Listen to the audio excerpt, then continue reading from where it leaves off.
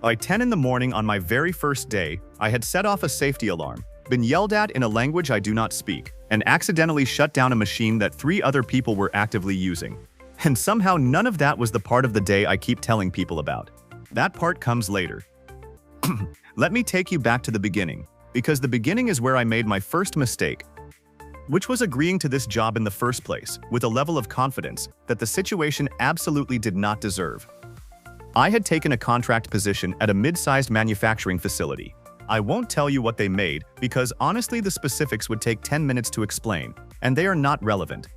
What is relevant is that I had 0 factory experience, which I had communicated clearly during the interview, and they had told me that was fine, that there would be a full induction, a buddy system, a trainer assigned to me for the first 2 weeks, and safety orientations before I touched anything. I had gone home after that interview feeling genuinely good about it. I had even bought new steel-toed boots specifically for this job, the kind with the orange laces, which felt like a commitment. I was ready. I was prepared. I had watched 2 YouTube videos about factory floor safety the night before, which I would like on record as evidence of good faith effort. This was all true. What was also true was that my assigned trainer did not show up on my first day.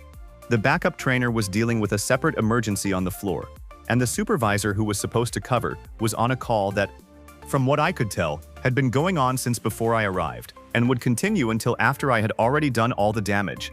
So I was handed a high-vis vest, a hard hat, and a visitor lanyard that had not been updated to say my name, and pointed in the general direction of the production floor, with a, "Just watch for now, don't touch anything." I want you to tell me honestly in the comments. If you showed up to a new factory job with 0 experience and your trainer didn't show up and your supervisor pointed you at a live production floor and said just watch, would you have found a corner and stayed in it until someone came to get you? Or would you have done what I did and started wandering toward the most interesting looking machine in the room? Because I think you know what I did. The production floor was loud in a way that I had not fully prepared for. Not music loud or traffic loud, but a specific layered mechanical sound that gets inside your chest and becomes part of your heartbeat within about 4 minutes. I stood near the entrance for a while, watching, trying to look like I belonged there, which is genuinely impossible when you are wearing a hard hat with a visitor lanyard and holding a clipboard with nothing written on it.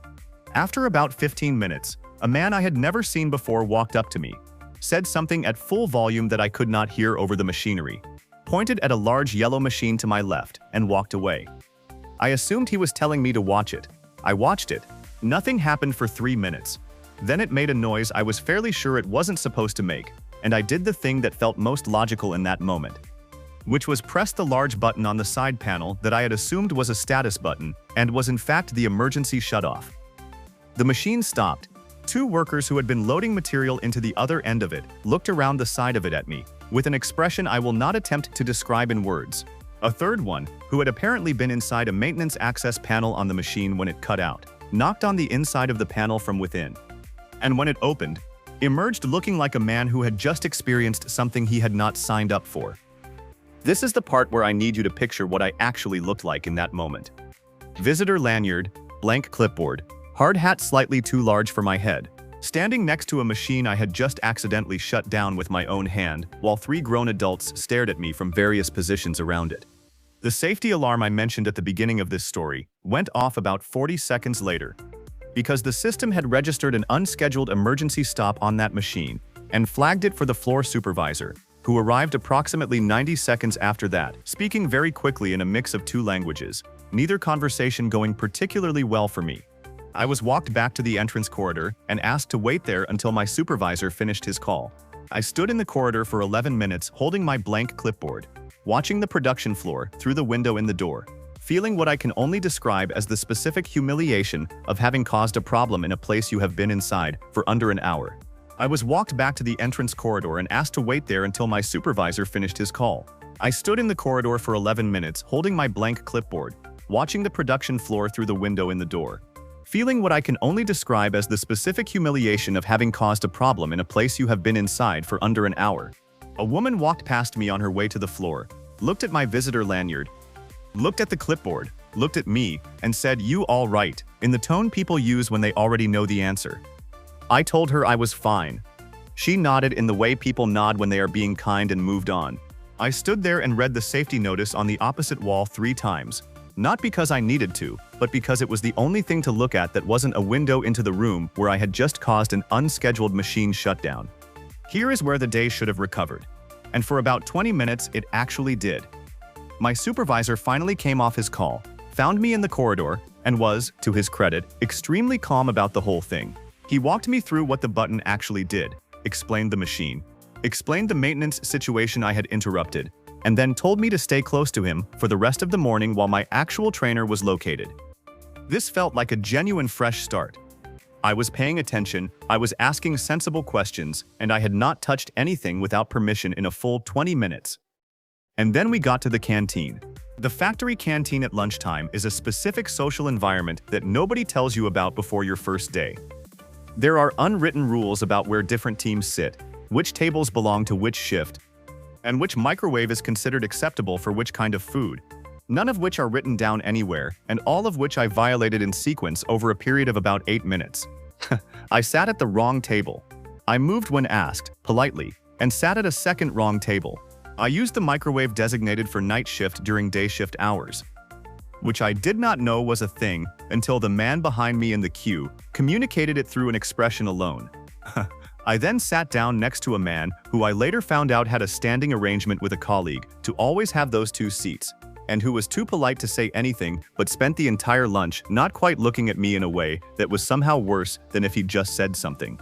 Tell me in the comments, have you ever walked into a canteen at a new job and just instinctively sat in exactly the wrong place every single time you moved?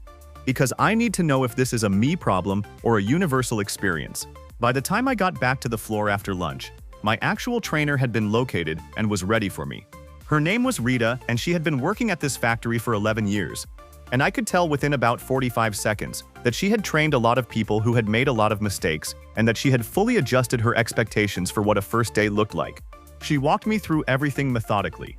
The zones, the equipment, the communication system, the safety protocols I should have received 3 hours earlier.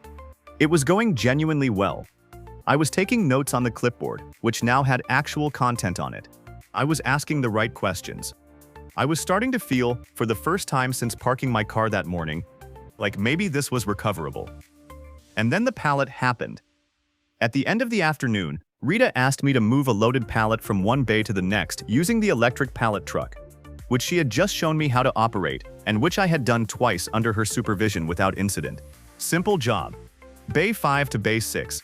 15 feet. I had done it twice already. What I had not done was do it alone. At the end of a shift, when the floor was busier with people moving equipment and finishing their own tasks, and when the light was slightly different because the afternoon sun was hitting the skylights at a different angle and making shadows fall in places they had not been during my supervised runs. I got the pallet moving, turned slightly wider than I needed to, and clipped the corner of a freestanding shelving unit that had no business being that close to the bay lane and that I maintain, to this day, was not there during my supervised attempts. The unit rocked. A pause. Then it settled without falling, which felt briefly like a miracle. And then the contents of the second shelf, which turned out to be a full row of clearly labeled components in individual trays that someone had spent a visible portion of their shift organizing, considered the situation for about half a second, and then rearranged themselves very quickly and very loudly onto the floor, in a way that echoed considerably more than the surrounding machinery noise should have allowed. The production floor went briefly quieter than I had heard it all day, which is saying something given how loud it had been. Rita appeared from somewhere, looked at the components on the floor, looked at the shelving unit, looked at me, still holding the pallet truck handle, and said, with the composure of someone who has seen this exact thing before and has decided peace is more important than reaction. That's all right, happens to everyone. It had, she told me on the way out, happened to nobody else before. She was being kind. I appreciated it deeply.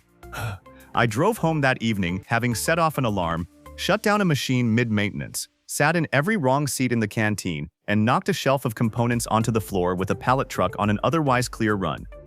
My high-vis vest was in the passenger seat. I sat in my car in my own driveway for about 3 minutes before going inside, just processing.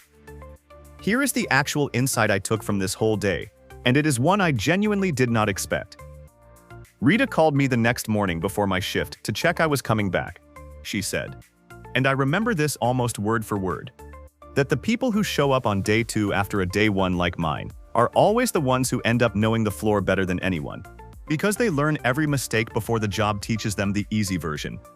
I went back. I still have a complicated relationship with that specific pallet truck. So here is what I want to know from you. Because I think about this day more than makes sense at this point. If you had your first day at a new job go this wrong, alarm, wrong seats, shelf on the floor, would you have gone back on day 2? Or would you have sent a very polite message that evening saying the role wasn't the right fit? Tell me in the comments, because honestly, either answer is valid, and I am not sure I made the right choice until Rita called. If you like stories like this, the kind that feel catastrophic in the moment and somehow hilarious about 3 weeks later, subscribe, because there are a lot more of them coming, and some of them are significantly worse than this one.